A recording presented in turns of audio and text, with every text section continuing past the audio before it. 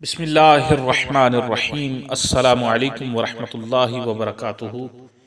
تمام معزز سامعین و ناظرین کو انفارمیشن پوائنٹ کے پلیٹ فارم پر ایک دفعہ پھر خوش آمدید کہتے ہیں۔ سامعین و ناظرین، بیوی پر ہاتھ اٹھانے والے رسول اللہ صلی اللہ علیہ وسلم کا یہ فرمان سن لیں۔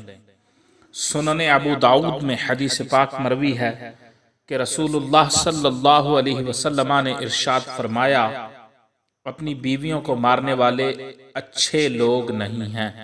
سنن ابو داؤد جو کہ صحاح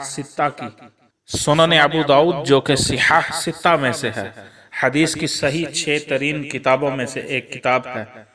اس میں مروی ہے کہ رسول اللہ صلی اللہ علیہ وسلم نے ارشاد فرمایا ہے کہ اپنی بیویوں کو مارنے والے اچھے لوگ نہیں ہیں۔